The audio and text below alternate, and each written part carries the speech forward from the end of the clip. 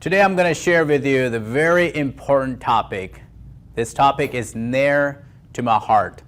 And I'm telling you that if you listen to this conversation, I'm not preaching right now, but I'm telling you, if you listen to this conversation to its finalist, I'm telling you that God is going to speak to your heart, your life is going to be changed. It is a big statement to say somebody, your life is going to be changed. I'm telling you because the words that I'm going to release, it is going to really penetrate your heart. I'm telling you, it is a powerful, I have applied this principle in my life, and God had worked wonders in my life, in my personal life. I seen 100% growth in my life.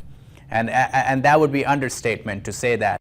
So the topic will be today that I'm going to share with you. It is the heart of the king. And people wondering, what is the heart of the king? What is this like? Because when you think about king, you think about, somebody sitting on the throne, ordering everybody around, and it's living a lifestyle of royalty. But I'm telling you that by the time I'm all said and done, you're going to find that you have the heart of the king. So here with me, look, book of Proverbs 21, and I'm going to read from the very first verse. It says, "The king's heart is in the hand of the Lord, like the rivers of water. He turns it wherever he wishes. Every way of man is right in his own eyes, but the Lord weighs the heart." When we talk about the heart is a key component. I'm telling you, the heart is a key in your life that you have to understand that if your heart is not aligned with God, then nothing is going to work for you.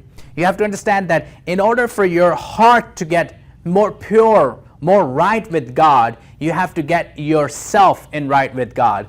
Often we talk about getting the alignment of our car, because if your car is not aligned, the tires in your car, if it's not aligned all right, then your tire is going to wear out, right? And the same way, when your heart is not aligned with God, then your life is going to wear out. No matter what you do, no matter how hard you work, no matter how many times you do what you do and thinking that you're going to succeed in it, but I'm telling you, you're going to get tired and it's going to wear out. I was, a couple of years ago, on my way to Dubai, I was watching the Black Panther in the airplane. And that was like brand new movie. It was not like on Amazon or anywhere. It was not just like normal to watch it. It was still in cinema, but I was able to watch that movie. I was excited to watch it. I heard about it, the movie. But when I started watching the movie, I started looking at more, not from the enjoyment perspective, but more like in a perspective of a spirituality. What can I learn? What can I take away from this movie without wasting my time? So towards the end, when I was watching this movie, the lady who is a general, when the other guy get to Michael P. Jordan, when he get to take over the Black Panther, his role, he said, "Now I am the king." And he orders around and say that, take all the vibranium and, destroy the other nations. But when the general gets to hear that, she said, "You don't even have the heart of the king." And there you go. When you look at the heart of the king, although there can be many kings, but Bible talks about the King of Kings. I'm talking about the heart of the God. In the heart of the God, there is compassion, there is mercy, there is a care, and there is compassion for other people. And the heart of the King is love. It has a love in it. When you see that the good leaders, you're going to find many leaders in your life, but the good leaders, you're going to find a very particular traits in their heart. It's that they care for others. They're not out there for themselves. They are not selfish. They are not making always themselves look right or be right in the eyes of others and in their eyes as well. They're always looking out for people. That's the leader. That's what is called the leader. That's what's have the heart of the king, because they always look for how they can add value in the lives of others. Not about like what have a personal motives and agenda for their life, but they have always have a right mind, right heart to grow others. If people are connected with these kind of people, I'm telling you, if you want to know whether you have the heart of the king or not, whether you are connected with somebody, have the heart of the king or not, just hang around them for a few months and then see that if you are growing, that means you're connected to the right person. But if your life is all messed up, you're not growing, then that means that person don't have the heart of the king. You gotta move like you will run away to find out the lion is here and you got running for your life. I'm telling you, when you find out the person that you're hanging out with doesn't have the heart of king, you gotta run away from that person. Again, the heart of the king is the heart that have a very it's a very core in belief system that, hey, when people connect you always want to help them. You want to love on them. You want to have a kind of posture that always go out for people, not for yourself. You always do things not thinking about what can I do for you and what that person can do for me. You do things for people without expecting anything from them, and that's what it teaches you, the heart of the king. So look at the wisdom. I also want to share the wisdom I have learned over time.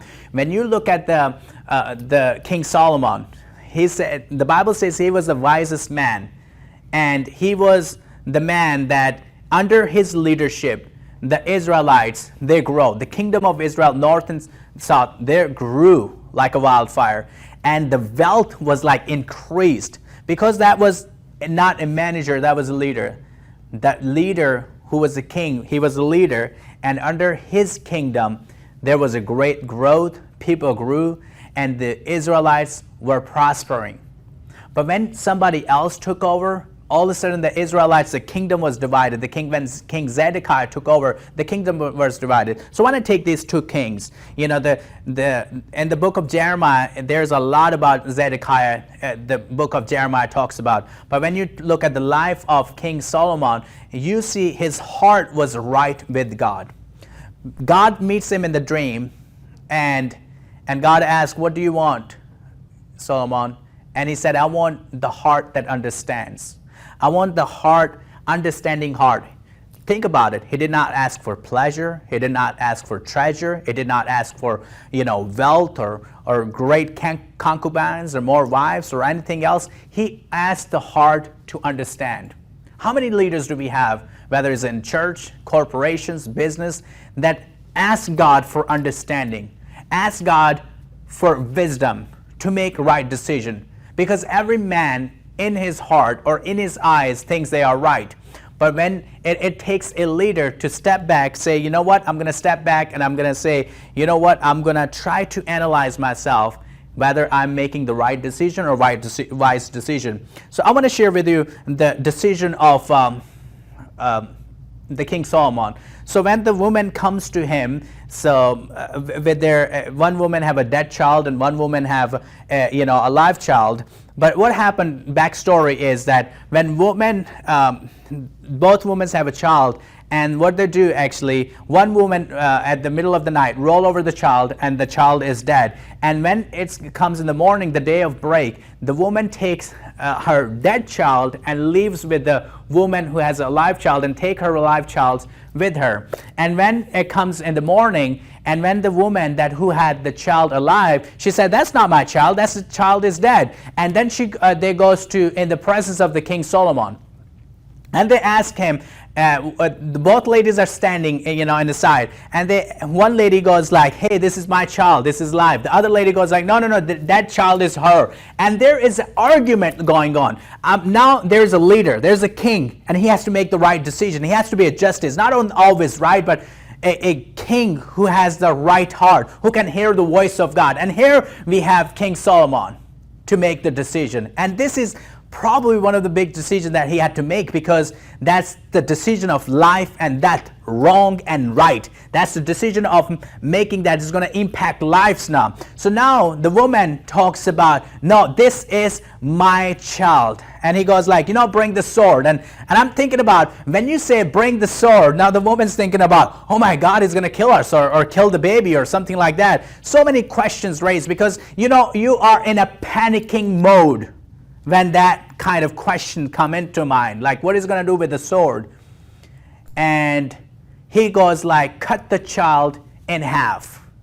He said, both of you are fighting over this child, and you can have the half piece and you can have the half piece. And what she does, the woman who the child was really, she said, you know what, I don't want the child, she can keep it. Do you know why she said it?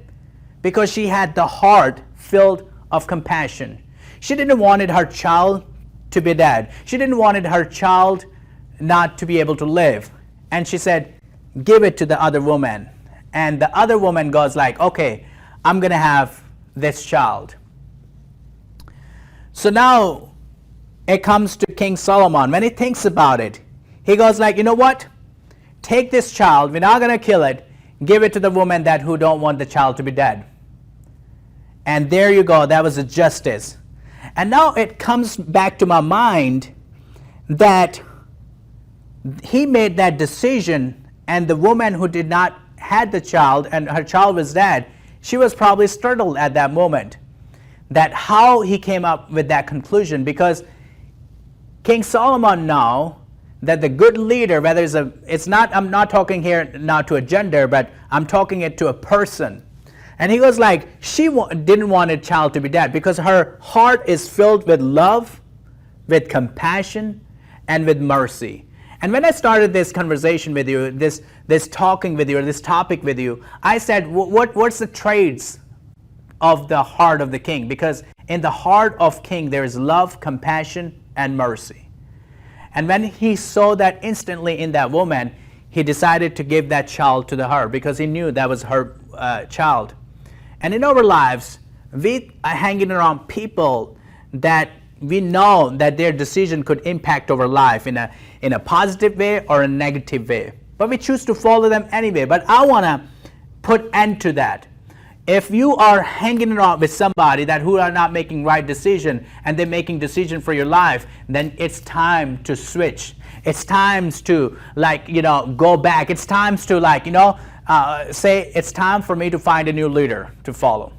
Because you want to follow a leader who has the heart to serve, not to be served. Because when you look in the Bible, in the gospel, Jesus said, I'm not here, I did not come here on the earth to be served, but to serve. You have to understand the heart of the leader is not the heart that he always wants to be served. He always wants to be catered. He always wants to have everything around him organized, and using people and abusing people, using authority and abusing authority. You don't want to hang around with these kind of people, but you want to hang around with people who have a servanthood heart, that they are there to serve you, not to be served you. The great leader that you want to find in your life is to find the person who always ready to serve, not to be served.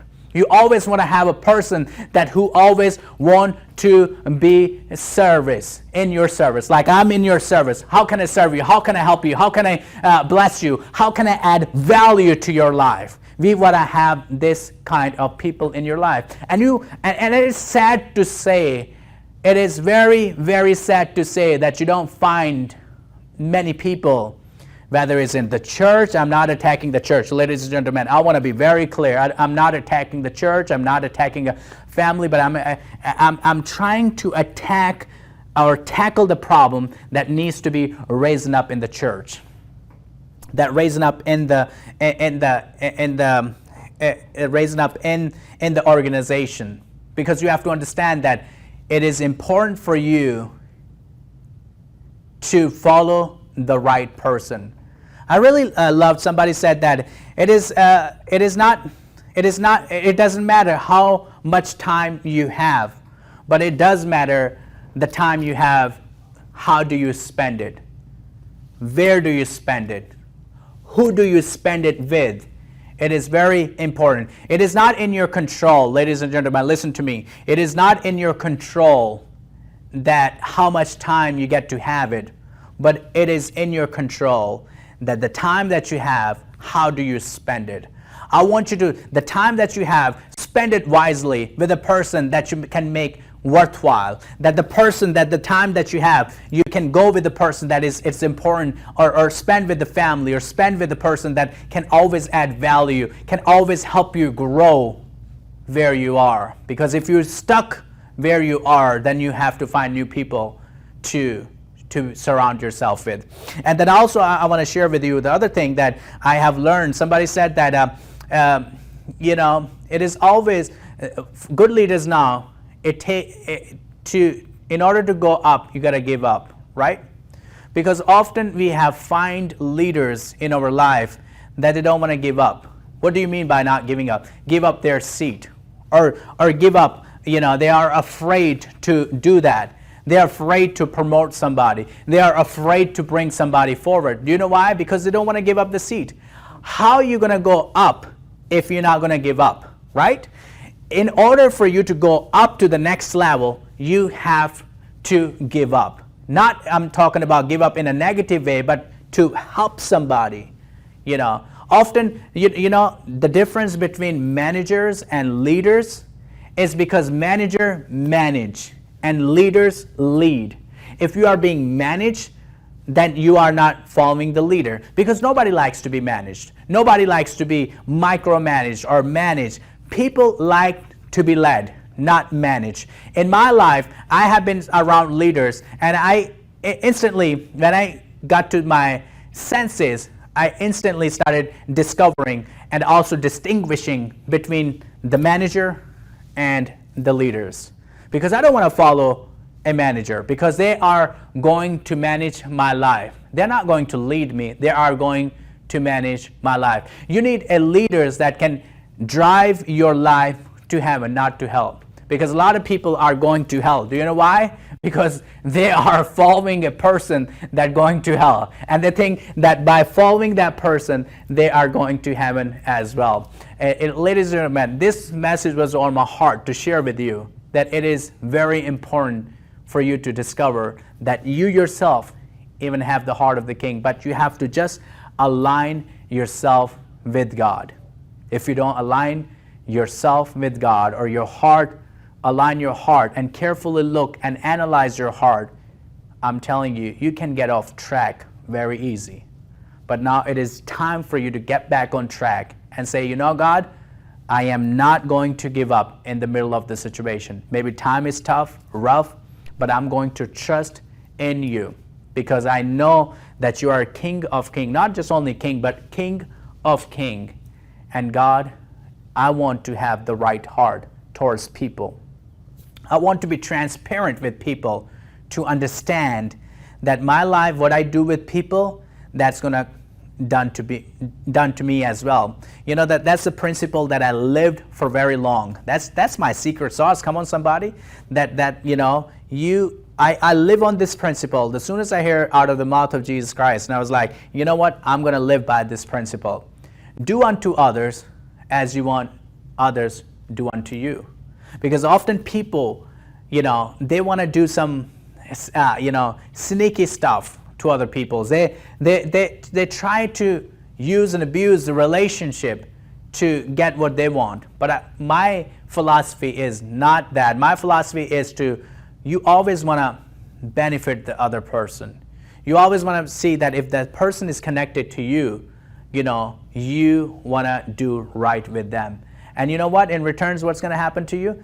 The person that you will connect next or tomorrow, they will do the same thing with you. It's like in a worldly manner, people say karma, but I say that's the principle of Jesus. You have to follow that principle, and I think it will change your life. And I also want to share, one more thing I got in my mind. I was watching the movie. It's called The Lion King, and in The Lion King, the movie, Simba makes a mistake, and when Mufasa comes along, he also gives his son a very important message. And people like, what you watching? What you tap into? Yes, that's what I'm tapping into, yo. Listen, so when Simba comes to like after making a mistake, and he gives him the lesson of the king. He said, while others think what they can take from, it takes a true king to know how he can give. I'm telling you that the true kings, they give. They give their self, their time, their energy. There's no agenda, motives behind the scene. It's because they learned over time that the king learned is always giving. Think about God now. He's a king of kings. He did not even spare his only begotten son. He gave his best, not just something that he has a spare or he had a leftover or something, but he gave his best, and that's Jesus Christ. Jesus Christ is the best anybody can get in their life, whether it's a gift or whether it's a salvation.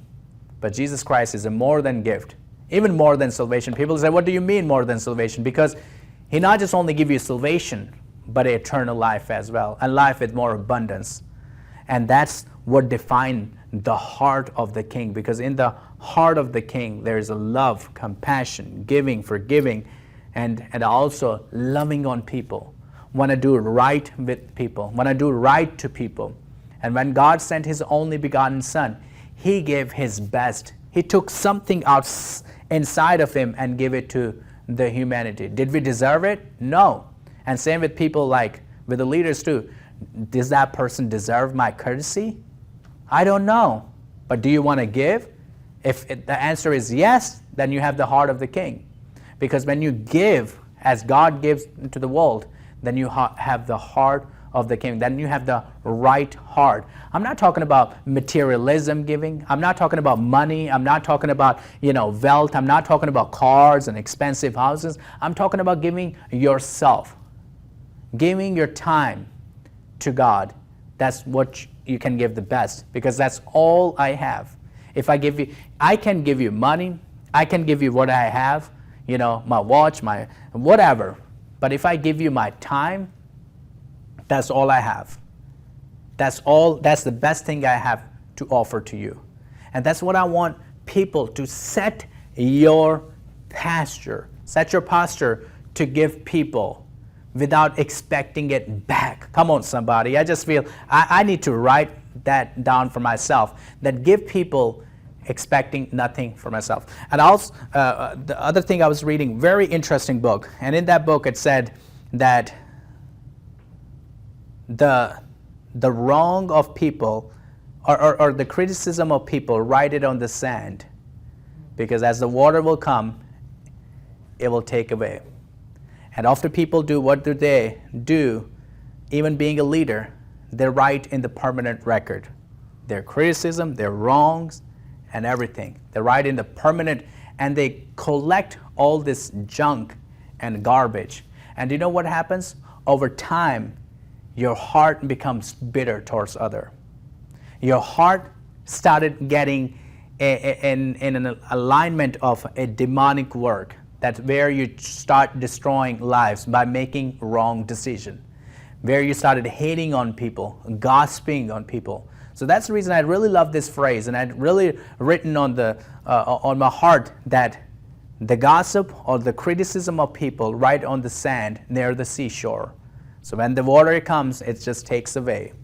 Never gossip, never say bad things about somebody and somebody's behind, because that does not define a good leader.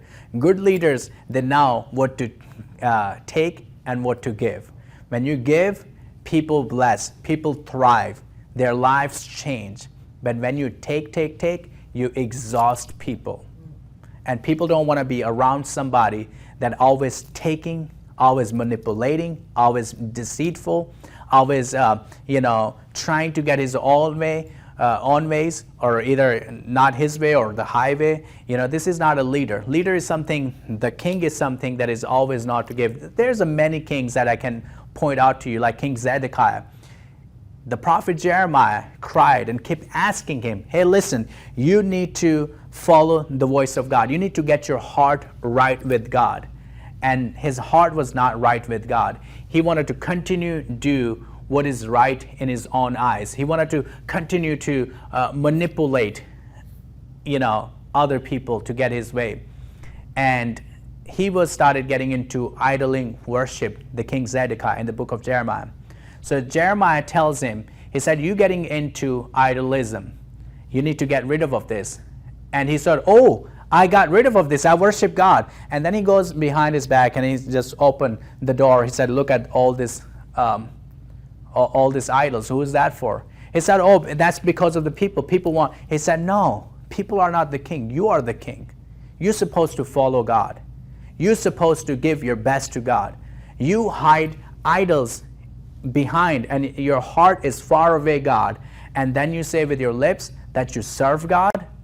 And that's what I'm talking about with the leaders that we are following, with the people that we are following. We are following wrong kind of leaders, that we are getting ourselves in trouble. Why? Because their heart is not right with God. And then we wonder, waking up in the morning, why I'm not being prosper? Why my relationship with God is not growing? How in the world I end up here? It did not happen overnight. It happened because you followed the wrong person. Follow somebody that has the heart of the king. Maybe you have the heart of the king. Maybe you have the, leaders are, people talks about, leaders are leaders born? But to my philosophy is not, no, leaders are not born, they are made. Because leaders are made by teaching, by getting their heart aligned with God. The king's son is not going to be automatically going to have the heart of the king. He has to develop in it. He has to improve in it. He has to get his self-alignment with God. And that's the reason the king Zedekiah was not right with God, because his heart was away from God. His heart was into more how he can please other people and how he can please himself. And his heart made him, make wrong decision and get trouble himself and get other people in troubles too. That's why he was gone into exile into Babylon. Because Jeremiah said, if you don't follow, if you don't get your heart aligned with God, you're going to go into exile in Babel. And that's not just only the king, not only the decision of the king that led the Israelites into exile, but also himself. And do you know when the king Nebuchadnezzar when they brought the king Zedekiah and his kids in front of the king Nebuchadnezzar, he killed his son right in front of his eyes. Do you know why? What cost he had to pay? Because his heart was not aligned with God. I'm just going to encourage everybody, analyze, come together and see, where do you have to improve? Where do you have to get your the surgery of your heart so that you can get your heart aligned with God? What do you need to do to get right with God? Because if you get right with God, you will pay no cost. But if you not get your heart aligned with God, you're going to pay the very high cost. So thank you so much for watching. I'm just going to encourage everybody, make sure you subscribe to CTN Houston YouTube page, Facebook page. And I don't take this time for granted, but I'm grateful to you for coming on, watching us. Thank you so much. God bless you. Have a beautiful day.